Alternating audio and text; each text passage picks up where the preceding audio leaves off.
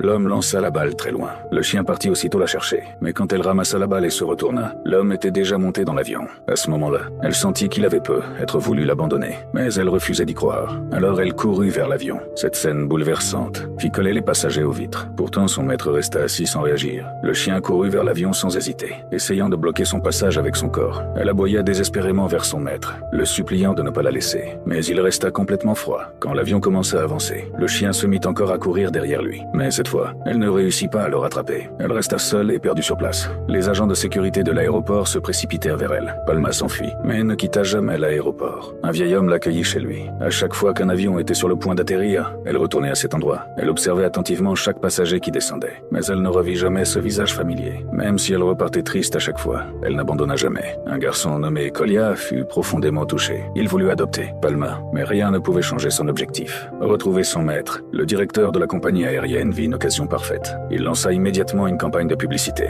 même s'il n'aimait pas vraiment les chiens. Les photos furent soigneusement préparées, avec des angles trompeurs. Très vite, l'histoire de Palma se répandit dans tout le pays. Des gens venaient de partout, juste pour voir cette chienne fidèle. Et les jours passèrent ainsi. Palma revenait à l'aéroport chaque jour, du matin au soir, sans jamais manquer un jour. Puis un jour, quelque chose d'étrange arriva. Un avion allait atterrir, mais Palma n'était nulle part. Kolia accourut et découvrit que Palma était malade. Au même moment, le personnel de l'aéroport construisit une cage pour Palma, pour que les visiteurs puissent mieux la voir. Ils la forcèrent à entrer dedans, sans se soucier de son état. Palma était allongée faiblement au sol. Ses yeux étaient remplis de tristesse et de fatigue. Soudain, une voix familière retentit. Elle ouvrit lentement les yeux et vit son maître marcher vers elle. Palma se leva d'un coup, mais quand il s'approcha, elle comprit que ce n'était qu'une illusion. Peu après, la pluie commença à tomber, mais Palma refusa de se mettre à l'abri. 2 années d'attente avaient peu à peu détruit son espoir. Kolia était très inquiet et voulait la ramener chez lui. Mais Palma ne voulait pas bouger. Le garçon essayait de la porter, mais il n'avait pas assez de force. Alors il choisit de rester près d'elle. Le lendemain matin,